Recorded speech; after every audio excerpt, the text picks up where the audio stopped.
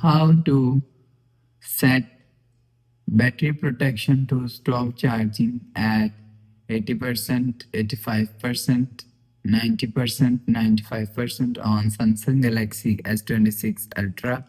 So let's start the video. First of all, go to app library. Now here, so click on settings app. Now in settings, scroll down and click on device care. So you will see device care is here. So click on device care. Now here, so click on battery. So after click on battery, so click on battery protection. So after click on battery protection, so turn on battery protection. So after turn on battery protection, click on maximum. So after click on maximum, so if you want to set battery protection, so if you want to set 85, so click on 85. So if you want to set 90, click on 90. So if you want to set 95, so click on 95.